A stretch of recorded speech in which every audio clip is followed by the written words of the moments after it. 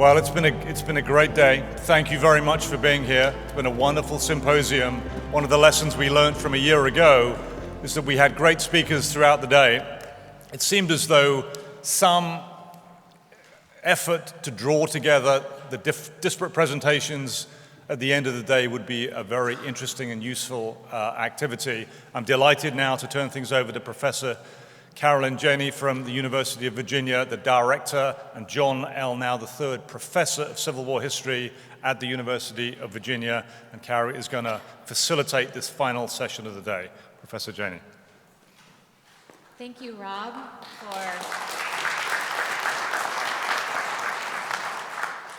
a quick thank you to Rob, to Kelly, to Jennifer, to everyone behind the scenes who is making this day work and flow so beautifully. I know hopefully you all have no idea how hard they have been working to put this on, but I just wanted to give them another round of applause for all that they've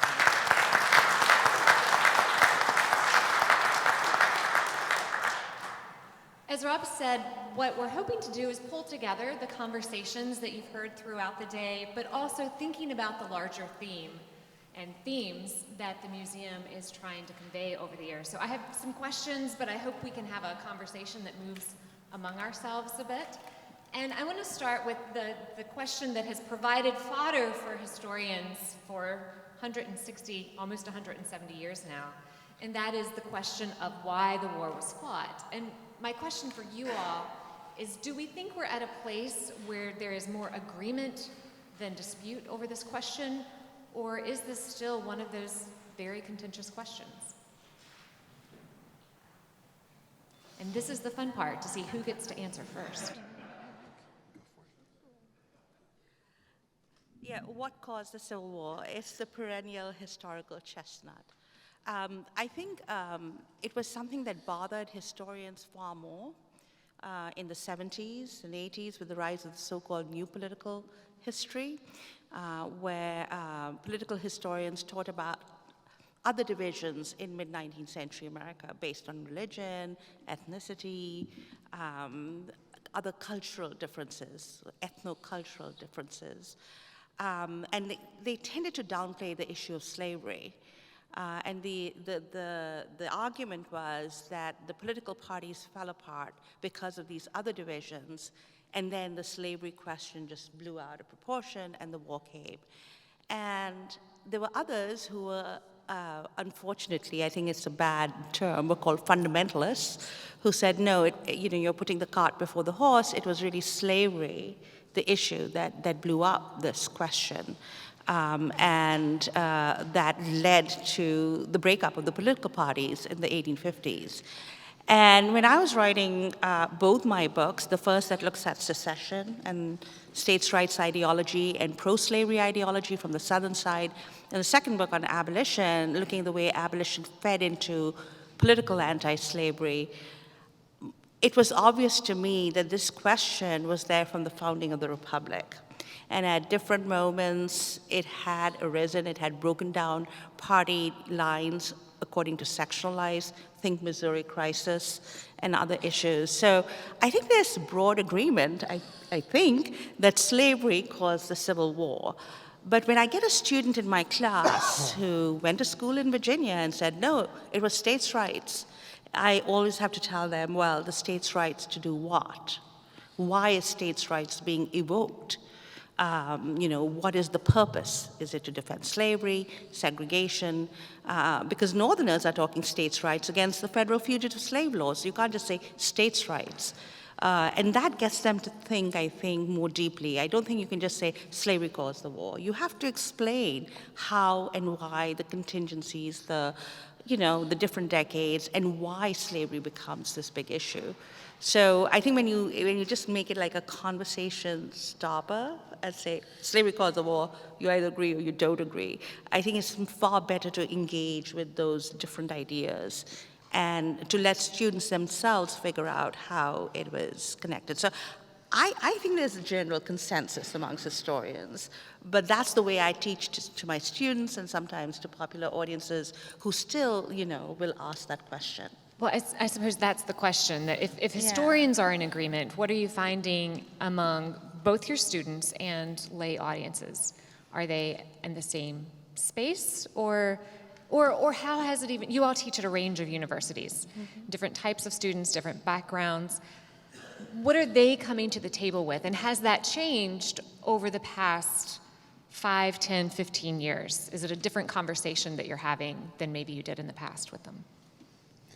So when I started at Mississippi State in 2014, I must admit I didn't know what to expect, and I'm pained to say that I came in with a false assumption in which I assumed I would be battling lost cause narratives, and to my delight, that has not been the case over the last nearly 10 years. I found that at Mississippi State, we probably have about 60% of the students from in-state and 40% from the broader South region. And I found that this generation of students is at once amazingly curious about the raw fact of what Manisha just spoke about, and on the other hand, some saying, you know, we never learned this prior. It's not that history had necessarily been whitewashed per se, but it had just not been complicated. You know, I'll have some students say, well, I grew up in Vicksburg, and we know all about the battle and the siege and the surrender, but very little about the 1875 racial massacres in Mississippi during Reconstruction, and they want to know more. They want to know why Mississippi was by far the wealthiest state per capita in the United States in 1860. Why Adams County, which is the home of Natchez on the Mississippi River, was the wealthiest county per capita in 1860. And so this opens the door to explaining the centrality, the unquestioned centrality of slavery to this subject, and it's a subject that won't ever go away necessarily. Yeah, I mean, I would add, I think Manisha's right that in a way, you know, slavery caused the Civil War, which I remember TAing for Gary Gallagher, and at the very first day of his Civil War lecture, he repeated that 3 times, just so there's no doubt about anybody in the class you can drop today, because slavery caused the Civil War, slavery caused the Civil War. I mean, he was insistent on that. But that's sort of where you begin. That's a good first day gambit, because the challenge then is figuring out, and this is what's valuable about that new political history of the 70s and 80s, is what are the mechanisms beyond slavery that also contribute to the collapse of the party system? Because ultimately, it becomes, secession is a political choice, which involves a binary, an up or down vote at a particular moment. And I think accounting for that moment is, in some ways, requires you to do things beyond slavery itself. I usually say to my students that a bomb detonates both because it has combustible material and because there's a trigger. And those aren't the same thing, and the bomb material in the 1850s is the problem of slavery and slavery's expansion. And the question of timing differs, right? We almost had secession in 1832 with nullification. John Calhoun's pushing it in 1850. It doesn't happen. So the question is, why does it go off in 1861? Which entails then backing up to the implosion of the Whig Party, the rise of the Nativist Party, the creation of the Republican Party, all of this flux in the political system. And so helping students understand that not only gets us to the Civil War, but how politics works and what are the pressure points and the relationships between social and economic change and political outcomes like the collapse of the United States, which is sort of where secession was effectively. So I do think we're in a kind of useful synthesis stage. Having said that, that doesn't usually last very long because the profession gets bored. And so then, you know, somebody does their best to blow it up, which would be great. I don't think we'll ever lose the centrality of slavery, but we'll obviously have something to argue about. As Andy said, we have to feed our kids, so, you know, more books on the Buy the book, please, buy the book.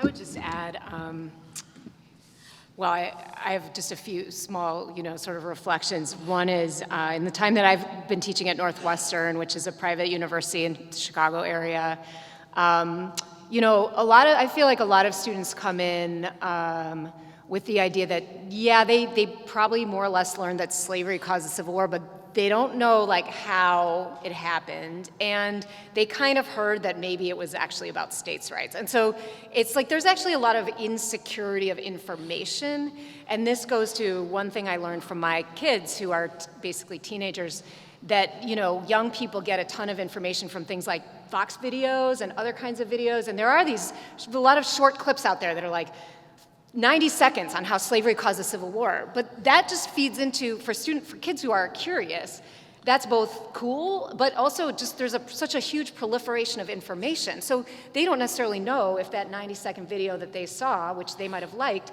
was it reliable or not? How do they know? And so I think, like Andy said, I mean, there's tremendous desire and curiosity on the part of young people who want to know and understand and be able to kind of come to grips with in a way that they feel they can have confidence about, to come to grips with the history of this country. And then I just have to say one slightly snarky thing. In my time teaching at Northwestern, I've sometimes asked the students, so what did you learn about the Civil War in high school? How many of you, did anyone learn that it was called the War of Northern Aggression? And it was like no one learned that. Almost no one learned that it wasn't in some sense about slavery, but the only students over the years who have ever said that I had a class where I learned that the Civil War was actually the War of Northern Aggression were from Texas, and they learned it in their 8th grade Texas history class, not in their high school US history class. So it's just a really weird little sample that there's some 8th grade Texas history teachers out there who are saying that. But for the most part, I mean, I've never heard that literally from a student who wasn't from the state of Texas. So it's kind of weird. As a native Texan, mercifully, I was immune from that, at least in my 8th grade class. But as a native Texan, that's very real. So. Yeah, when I was doing research in the South for my first book, I never heard that. I never heard War of Northern Aggression. I heard war between the states. They seem to prefer that because it kind of equalized the Civil War in some sort of strange fashion. But that's alarming. But that's very same textbook called Enslaved People, Immigrants, Immigrant Workers. So, yes. I feel like one of the themes thus far has been, students will concede that slavery caused the Civil War, but the question is how. First day of my undergraduate Civil War class, and then in I have a graduate course that I teach on the causes of the Civil War, and in both cases, it's not going to come as a surprise. We start with something from Lincoln, but the most important Lincoln speech, the second inaugural, which is a history lesson unto itself. And I think among all the memorable phrases in the second inaugural is the second sentence, or the first sentence of the second paragraph, I can't remember. But he says, all knew that this interest, slavery, was somehow the cause of the Civil War, or the cause of the war.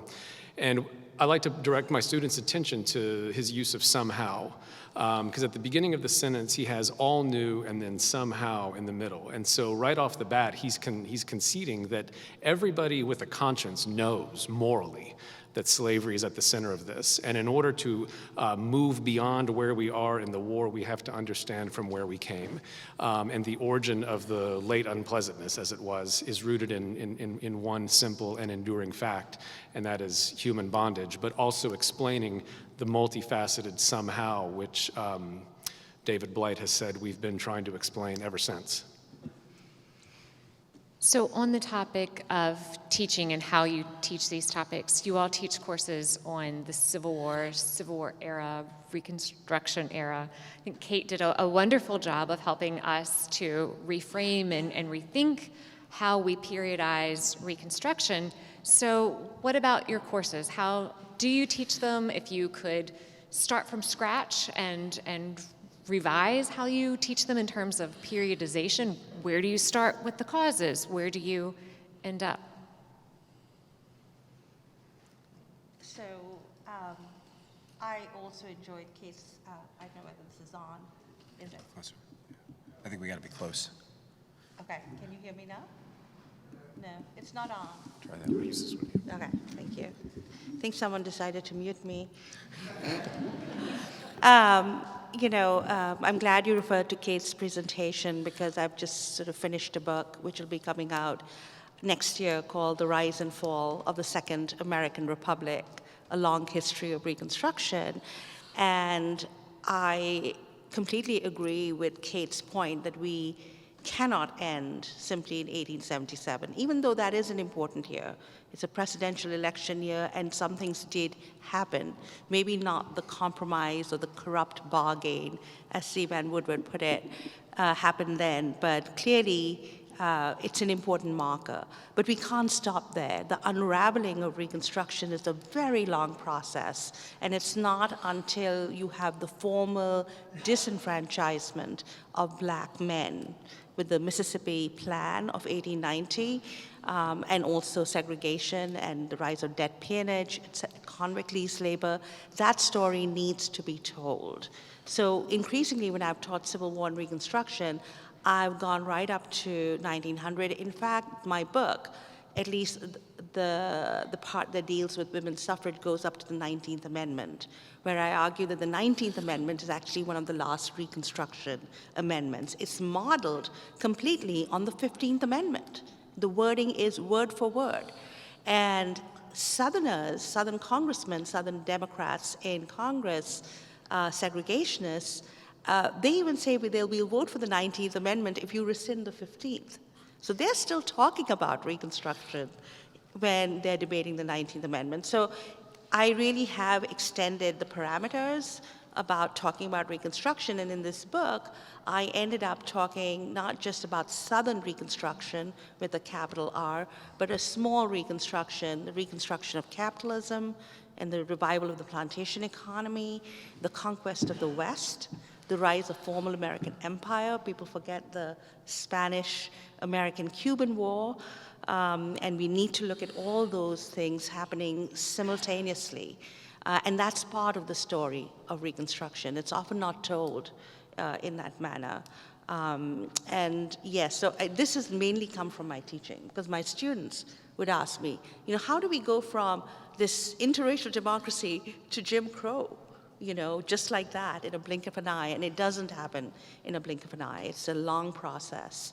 So the book came out of just getting these questions from my students also, to write a new history of Reconstruction, not to replace some of the old standard works, but to argue for that new chronology, but also new topics. The dispossession of Native Americans, women's rights. These are stories that are not often told as part of the reconstruction of American democracy, but they are also a part of the Reconstruction. So I want to play the devil's advocate a bit. And if we start including everything in the story of Reconstruction, then do we lose some of the really important aspects of the fundamental change or lack thereof that's going on? Kate, you're nodding. You get to answer. So there was, hopefully this won't sound like too much inside baseball, but for the last many years, like 20 years or something, as Manisha suggested, another aspect of the Civil War era that people have been very interested in kind of trying to figure out if there's a way to talk about the U.S. West and Native American, issues related to Native Americans in the same frame as a kind of conventional history of the coming of the Civil War, the war, and the aftermath of the war. So there's actually a lot of really terrific scholarship that has come out about the Civil War battles in the West, or the military campaigns against Native Americans that actually happened during the Civil War, like the Dakota War, or the ways that the Reconstruction policy of the Republican-led federal government played out one way in defense of African Americans' rights in the South, while a completely anti-militaristic, anti-Native American policy in the West, right? So it also kind of forces us to complicate our largely positive visions of people like Lincoln and Grant if we think about Native American policy. So anyway, this was bubbling up. There's a lot of great scholarship, and then there's also the question of if you start talking about everything as Reconstruction, Reconstruction capitalism, reconstructing the West, reconstructing gender, and Reconstruction is a great word, right? And it can do lots of things, so people like to play around with it a lot. And so my sometime co-author and I, Greg Downs, kind of convened a conference and talked about this, and it was back in 2013. And we sort of criticized the idea that we came to the conclusion that if everything gets put into Reconstruction and reconstructing things, and this is not a direct criticism of humanation, but that we do lose some things. We lose some specificity, and also we don't want to lose sight of this incredibly important part of American history, which is Reconstruction as conventionally defined, right? It is absolutely centrally important, and so we, ended up, I mean, but it was really useful to think with, because it makes you think about, like, well, what are you actually talking about? And one of the things that we came up with is for Reconstruction is we're primarily talking about a post-war situation, a post-war, post-emancipation situation. So if we do the thought experiment of taking away the term Reconstruction and not fixating on the term, then, like, one of the questions is what happens after the Civil War in the United States, dealing with readmission of the southern states, dealing with the consequences of the abolition of slavery. Maybe it has to do with military campaigns in the West. But, it's a way of, my response to one of the questions about wars in general. This is a transformative period, in part because it's the aftermath of a war. So how do we think about it in that way and kind of that's not to say that there's not a space for talking about other kinds of issues, but there are a particular set of questions that flow out of the Civil War that are particular. Well, I'm just going to briefly respond to that, mainly because I think I was misunderstood as saying that there was nothing particular and important about Southern Reconstruction. I mean, that is the Reconstruction. And for me, the comparison point between Southern Reconstruction after the Civil War is, in fact, like the Reconstruction of Germany and Japan after the Second World War. Why was that successful? And why wasn't it successful in the South? Well, because the losers accepted moral culpability and accepted their defeat. The South never did, right? And they try to spin victory out of defeat, and ultimately they do put into place a new order of racist terror and of economic servitude in the South. So I really want to make sure that I am understood as saying that Reconstruction as a period for me is extremely important, and the book, actually half the book is in fact on that issue. I take exception with some of the new work on Western and Native American history. They talk about a greater Reconstruction that stretches from the Mexican War up to 1877. I don't know why they are fixated on 1877 too. They're like, okay, and that's it. And Native Americans get dispossessed, and that's it. And I'm like, wait a minute. There are all these wars that are fought in the West between 1877 and 1900. What happened to those wars? The real dispossession, 90% of it, takes place actually post-Southern Reconstruction. And it's those same army officers and the same regiments that have been protecting black rights in the South that are being sent to the West for these wars, for what was known as Indian wars, but which are more properly known as wars against Indians. What has happened? The political project of the federal government has changed. So this kind of irony that people constantly traffic in, that, oh, here we are protecting black rights, and there we are dispossessing. And no, that story is part of the unraveling of Reconstruction. It's not the triumph of the anti-slavery nation state at the height of Reconstruction. That's at least my argument. Now, I'm not going to give away too much of the book, but I really do think that these things are connected, which does not take away from the uniqueness of that period of Reconstruction. And I still think it's a useful word. It is the reconstruction of the Union, and it is the reconstruction of American democracy. I think what it does is it opens up space for labor, for immigrants, and for women to make their own claims on the nation state. And hopefully I'll convince you guys when you read the book. So Kate, cover your ears, because I out of necessity, have to, I guess I don't have to stop in 1877, but I do because of time constraints. I teach my undergraduate Civil War course, 5 weeks dedicated to the coming of the war, 5 weeks on the war itself, and 5 weeks on what we might call, I guess, the consequences. And what I try to do is use Reconstruction as a moment in which the United States is experiencing what few, if any, post-emancipation societies in the Western Hemisphere have had experienced. And that is, in less than a decade, taking the world's largest slaveholding society, and in less than a decade, fully transitioning it, at least in legal code and in many respects, temporary practice, to a fully biracial, equal rights society enshrined in law. And that, it's easy to lose sight of that, but it is a remarkably swift transition, and if we want to use the revolution word, that's where you use it. That did not happen like that anywhere else. Stephen Hahn's book, A Nation Under Our Feet, talks about this in such beautiful terms. Eric Foner's work, not the Reconstruction magnum opus, but some of his earlier work, More Than Free, or Anything But Freedom. Nothing But Freedom, yeah. It's Reconstruction in an emancipation in an international context that really drives this home.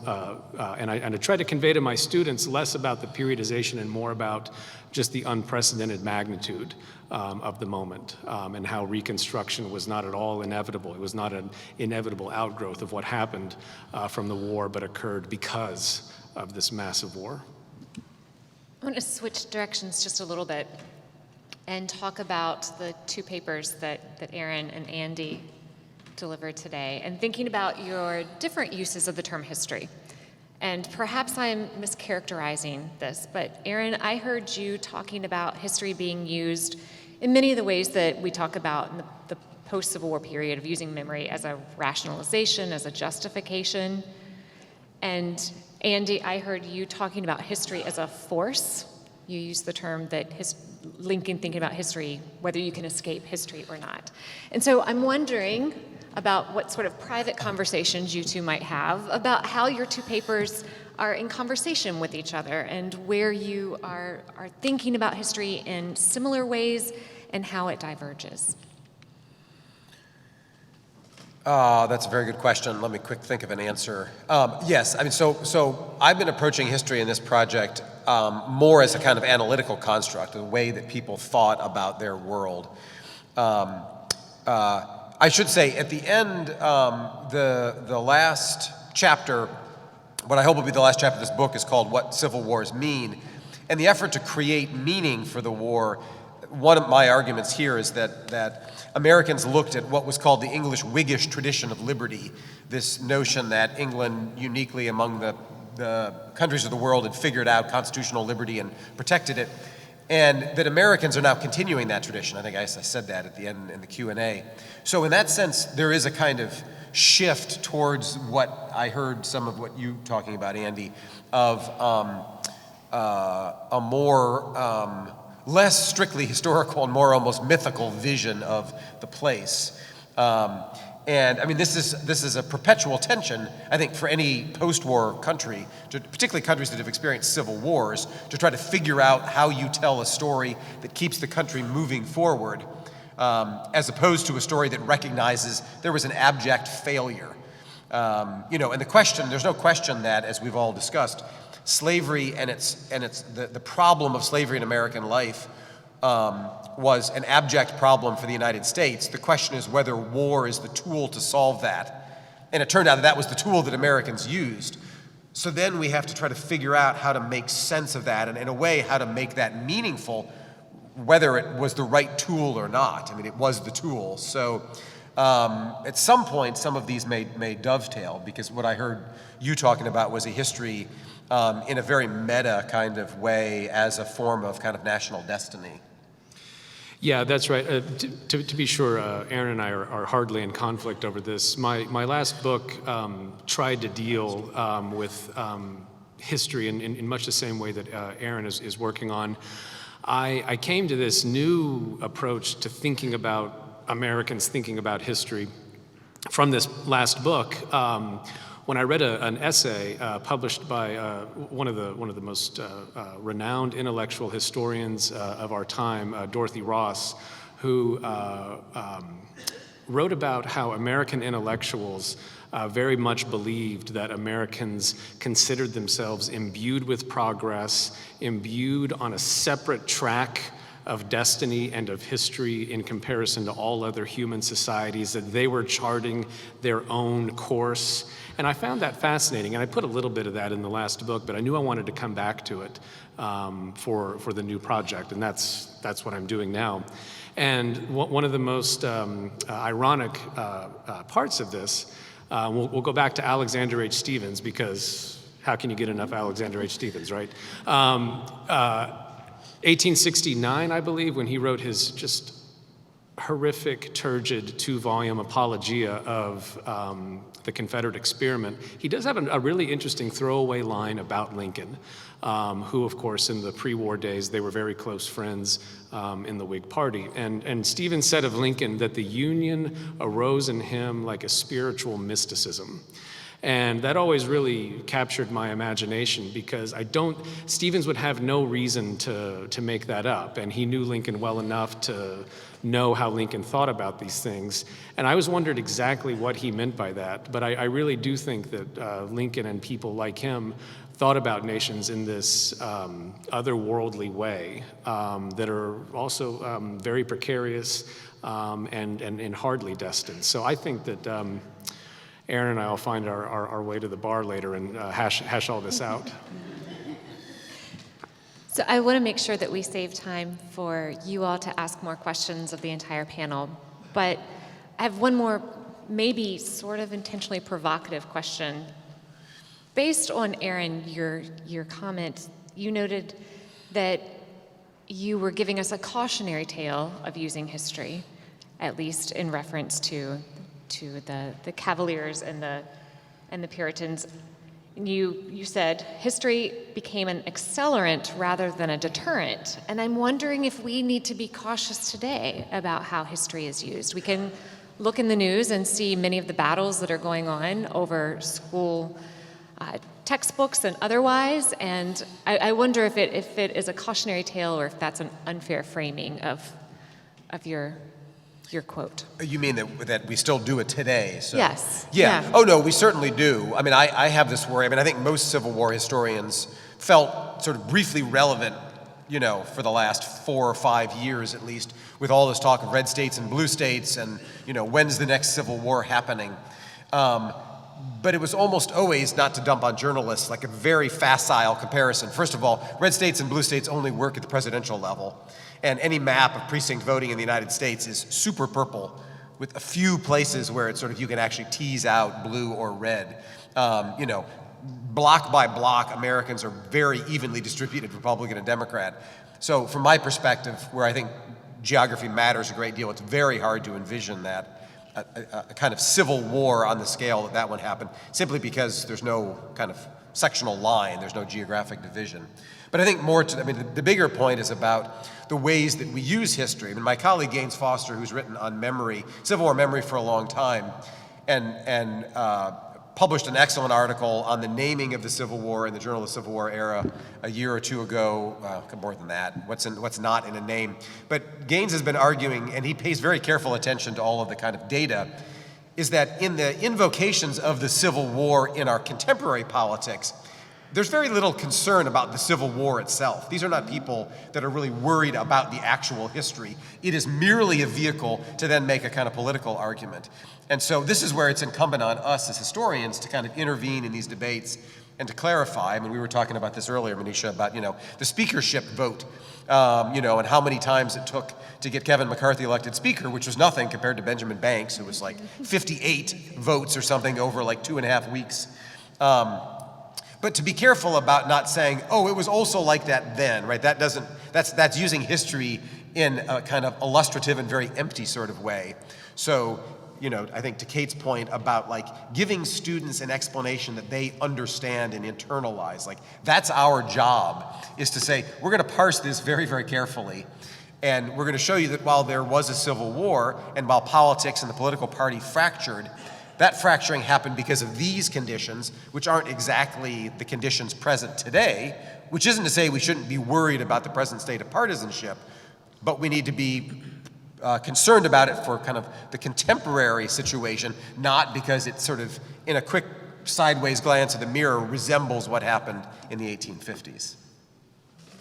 Yeah, you know, some of the things people sometimes say about history lately, like, well, if we don't understand our history, we're doomed to repeat it, or history repeats itself. It makes a lot of us very uncomfortable because we feel like, well, you have to be very careful with these comparisons, and like there is no law of nature that says history repeats itself anyway, and like actually human beings have a huge amount of control over what happens now and in the future, and so that kind of idea of history repeats itself, or if you don't know your history, it will come back. It's sort of like an abdication also, that like there isn't really anything we can do to change the course of history. So I was at a panel at the American Historical Association on the teaching of history, high school teaching, and it was really one of the things that one of the high school teachers said really struck me, and it rang true to me about students who are coming into our classrooms now in college, and that is, he said, I can see two main reasons, kind of present day reasons why we teach American history. One is to help students understand how we got to our present, and the other is to help students understand how we live in a very different moment from different times in the past. And he said, you know, he thinks that in the end, the emphasis on justifying the study of history by saying that we're trying to understand how we got here, while it's obvious why that would really appeal to young people and make it feel relevant, it tends to emphasize continuity with the past. And then the other side of the story, which is to understand difference, often gets tamped down. So it's sort of the part of the conversation that's like, well, actually 1860 and 61 was nothing like now. We are in a lot of conflict. There's a certain amount of violent conflict in our society, and we could draw some parallels, but we also want to very meticulously understand what the differences are. And he made the point that also understanding difference is also about understanding how human beings can shape the course of history. Because if we emphasize continuity, sort of like, you know, the idea that mass incarceration is a continuation of slavery, for example, then it's like, well, then what can you even do, right? You can't really do anything. But if you recognize that there have been changes over time, even as we can see certain kinds of continuity, it also helps, and I think A, it's true, and B, it helps people feel like, and the decisions that they make actually matter. So I'm really, really interested in these questions about discontinuity right now. Yeah, I would agree. You know, as the great historian E.H. Carr said, history is about change over time, right? And these attempts to draw these comparisons with the Civil War recently, I actually think are politically irresponsible. And to go back to your question, Carrie, and as I was hearing Aaron, I thought of that too, because there are all these books by journalists, by Canadian journalists, predicting civil war in America, different scenarios, political scientists, etc. And I find it just irresponsible, and also to justify the use of violence, which actually goes against democratic governance and our procedures and democratic discourse. So, you know, if history does occur, you know, first as tragedy, then as farce, you know, why would you evoke the Civil War to justify the use of political violence today? And I think that's really dangerous. And as a Civil War historian, I have always and I was asked to review many of these books, and I was so snarky that they said, we'll give you a kill fee rather than publish it. Because I just think firstly, it's not the same thing, and it's very irresponsible. If there is a way in which we can talk about history today, and the history of the Civil War in particular, and political divisions over deeply embedded inequalities, then we have to think about how history informs our present. And you know, you're not going to hit your student on the head with it, but they make those connections themselves. You teach the history, and they see what's around them. Our students are pretty smart at seeing what is happening around them, even though they get their information sometimes from very disparate sources. Let's just put it that way. So I think it's important, to talk about the way history informs our present. I think, you know, of course, we all should study history. In lessons in good citizenship, like Lincoln, we cannot escape history, right? I think that is one of the most important subjects for good citizenship, actually, in this country today. But to say that we're on the verge of another civil war, or to talk about political violence as being justified by using the example of the Civil War, I think is irresponsible and is something that I think most historians really shy away from, and correctly so. All right, I think it's time to open it up for questions. Anyone in the audience? Oh.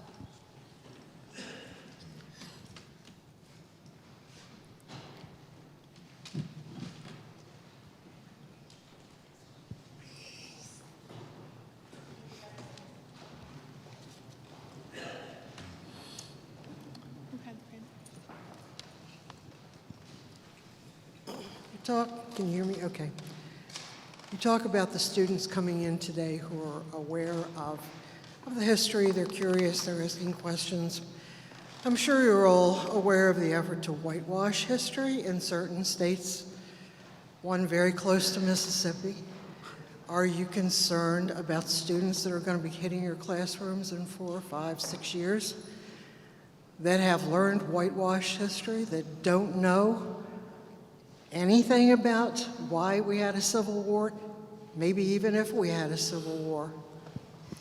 Yeah, of course I'm concerned about that. I have many additional concerns about the students who come into my classrooms, but all we can do is what we've signed up to do. I don't know how to fundamentally reform a student in 15 weeks except to be present for that 15 weeks and be available. My undergraduate classes deal in primary sources, discussion, debate. At the end of the day, students are exposed to this, and they're welcome to participate or reject, and that I have very little control over. But yeah, of course I'm concerned about it.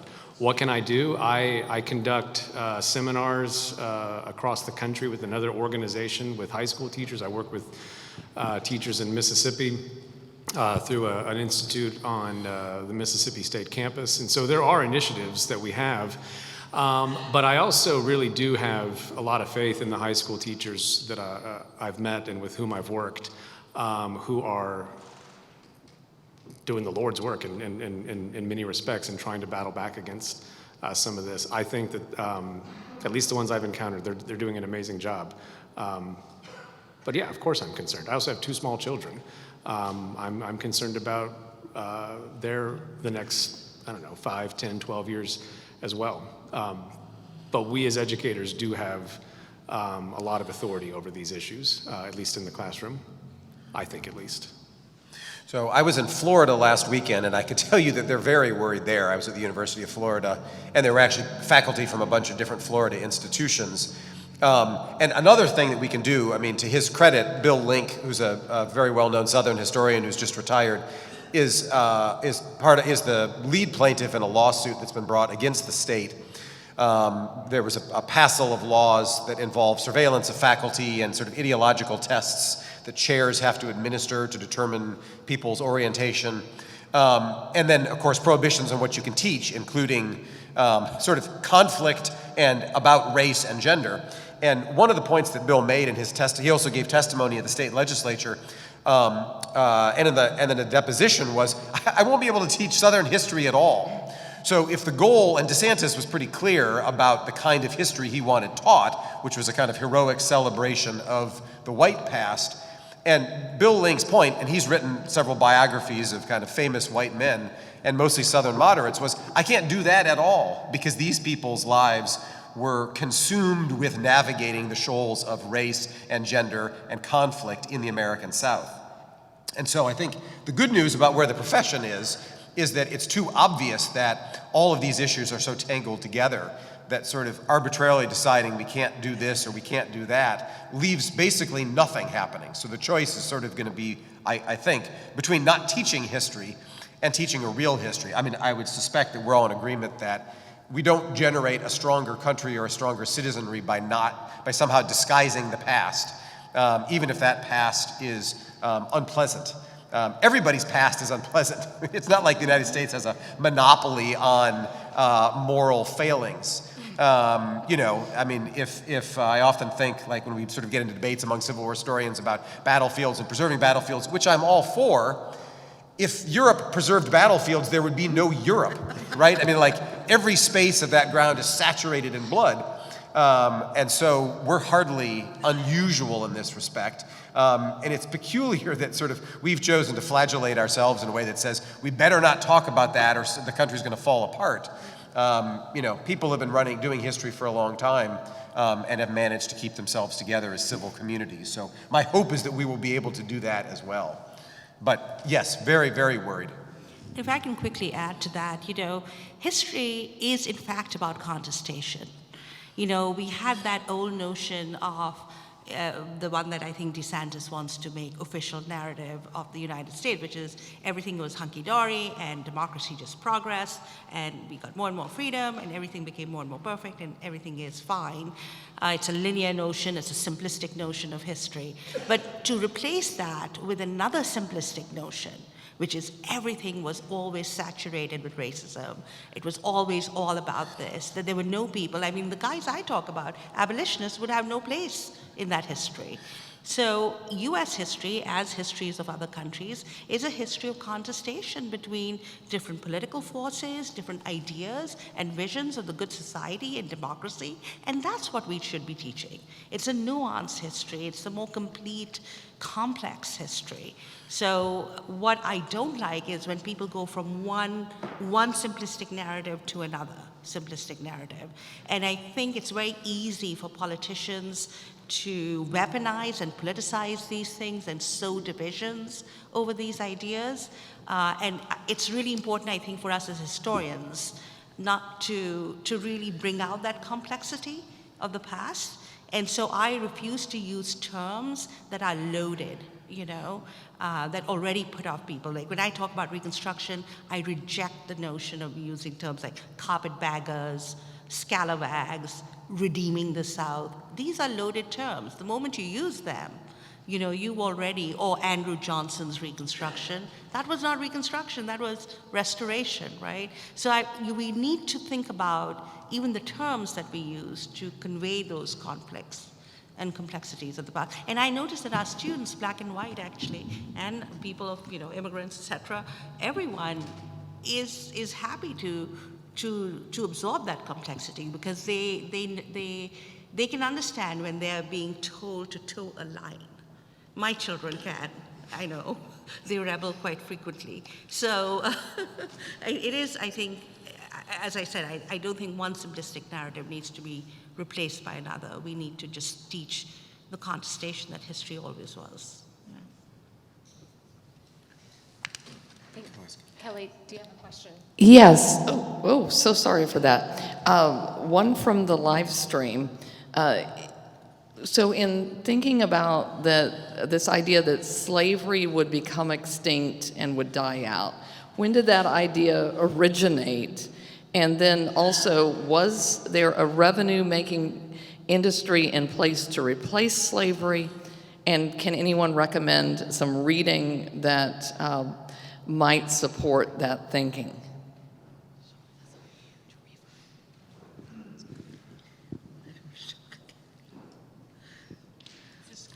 Yeah. No, I know. I didn't want to talk again, but since I just wrote the book, the book on abolition, there was this common notion that people were of their times, that there was a time when slavery was acceptable, or it was the norm.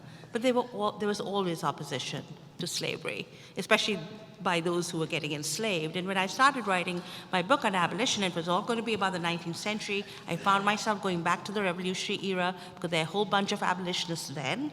And then I found myself going back to early modern Europe with, serfs running away and with people talking about slavery and enslaving prisoners of wars, in the Crusades and then later on wars between Christians and Muslims. And, so this is an old idea. It comes down from antiquity, but there's always been opposition to slavery. The notion that somehow it is a peculiarly modern movement is not necessarily correct. What I did find was that with challenges to monarchy and the age of revolutions and enlightenment, when the American Republic is born. When we think about the age of revolutions, we have to think of, the Latin American Wars of Independence. We have to think about the Haitian Revolution, which was a truly abolitionist revolution led by free black people and enslaved people. Then you're really thinking about a stage in abolition when we are talking about modern conceptions of human rights in a way that probably older abolitionists who were more kind of moralizers, more sort of religious moralizers didn't talk about.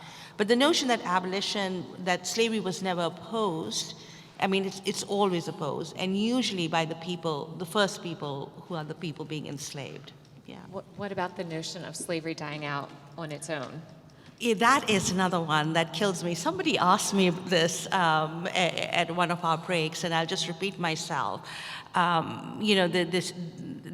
were actually, because the tobacco culture in Virginia was in decline during the Revolutionary era, they thought, slavery is just going to die out on its own, and we don't need to do anything about it. But in fact, with the expansion of the Cotton Kingdom, slavery in the United States is not dying out. It's vibrant, it's expanding, it's part of the national political economy. Cotton is the largest, slave-grown cotton is the largest item of export from the United States. Its value exceeds the value of all other items of export from the United States.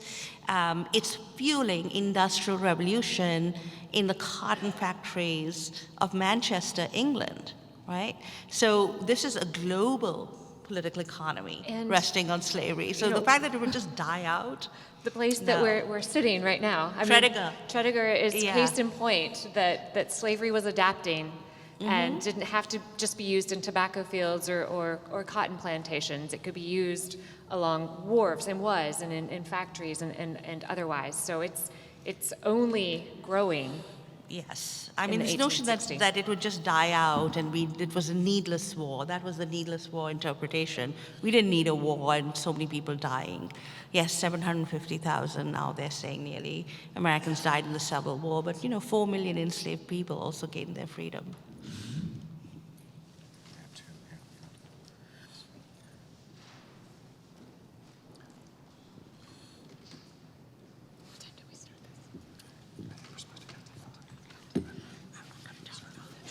Thank you very much. This is a great symposium, and I really enjoyed myself. I've learned everything from each one of you guys.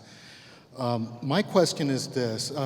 Leading up to the idea that slavery was going to die out, isn't it true that part of the Confederate, if you will, dream is to expand its territory of slavery into Cuba, into Central and South America, because even though there were a lot of slaves here in the United States during the Civil War, there were a lot more, or just as much, in Cuba.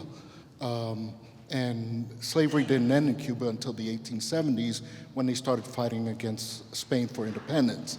And it didn't end in Brazil until the 1890s. So isn't it true that it was really the idea to not only keep slavery, but expand their territory so they could have a huge control of this huge empire of slavery? Yeah, I'll go back to Stevens yet again and point us to that quote that I mentioned where he said in 1861 that the Confederacy had every intention to become, quote, the controlling power on this continent. And that's not hyperbole. They're all saying that. Jefferson Davis is saying that. That is the ambition of slaveholders, now Confederates, just as it was the ambition of slaveholders when they were citizens of the United States. And the only obstruction to that dream was the Republican Party trying to halt the expansion of slavery. But the Confederacy is absolutely an imperial project. This idea that the United States and Confederate states would live peacefully after some negotiated settlement, in my mind, is just asinine. That never would have happened. There would have been perpetual conflict. I even think that some segments of the North would have begun to tolerate various forms of unfree labor since the Confederacy had, an independent Confederacy would have proven the, quote, legitimacy of a slaveholding republic, and it certainly would not have existed from Texas to Florida up to Virginia and over. That was just merely the starting point, especially in the Confederate Constitution. The Constitution anticipates this, that anywhere the Confederacy moves, slavery has to be protected by federal law to cure the problems faced during the 1850s. So as I tell my students, when people in the past say something, take them at their word because they probably believe it. So your instincts are absolutely right. One more question.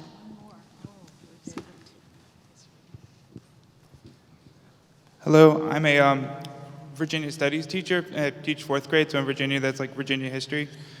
So I'm by no means like an expert on history, but like I've noticed like in our notes when we are learning about migration of people through Virginia, the notes from Chesterfield County, which is probably taken from the wording of like the state's standards, say that African Americans immigrated to the Piedmont and coastal plain regions of Virginia. You know, so I was kind of like you said earlier, and it was like, when I read that to my students, I was like, cross that out. They were forced to move there, and it's like, why did they live, you know, in the Piedmont and coastal plain areas?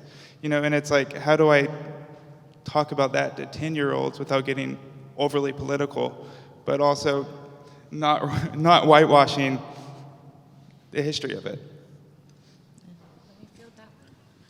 As a parent of a 4th grader in Virginia, I can say that, and I try very hard. We've had these kind of side conversations about whether you force your what you do for a living on your child or not. And I've tried very hard not to do that. But I do have very honest conversations with him, and we have talked about these things.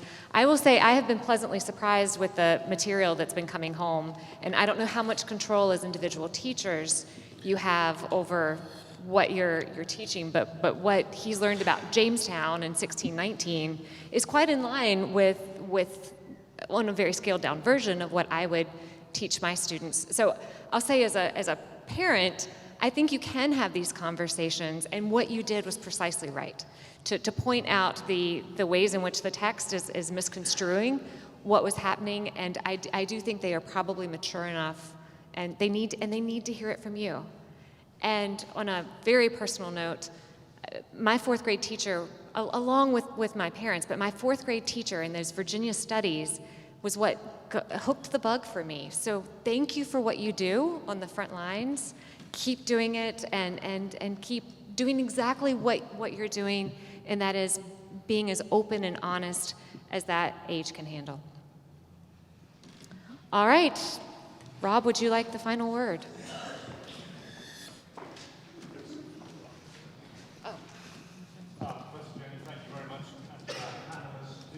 And asked a great question about the sort of imperial ambitions of the Confederacy. We have in the museum a temporary exhibition entitled Southern Ambitions that looks at that very endeavor, grounded in the work of a UVA PhD student called AVWM Panel and his subsequent book on that topic. So if you have time today or another time, come and see it. It has been a great day today, an incredibly interesting day. I once again thank all of our tremendous participants for everything you have done. It has been a pleasure to hear your perspectives on this topic, and I can't really think of a more fitting way to launch our 3-year endeavor, the Civil War and the Remaking of America initiative. This event, our annual symposium, is always a highlight on our calendar, one that we, the staff, and indeed our board, look forward to all year long. Seeing so many familiar faces out here is something we look forward to, and also seeing new friends and seeing new faces coming back again is wonderful. So on behalf of the museum staff, we hope you have enjoyed this symposium. We hope that you stay in touch with us, that you come back for more Remaking of America initiatives, lectures, exhibitions over the course of the next year, and of course, that you come back and join us next year for the 2024 symposium. You will shortly get an email survey on your experiences of this symposium Please fill it in. Tell us what you liked, what you didn't like, what you'd like to see more of, and what you'd like to see less of. That really does help us do a better job next year. And we are all about evolution, not necessarily revolution, and doing a better job as each single year goes by. So thank you for joining us at Tredegar today. It's been a great day. Thank you to our speakers, our panelists, and to all of you, and of course our live stream audience out there in the ether. Thank you for coming. See you next year. Have a great evening. Thanks, guys.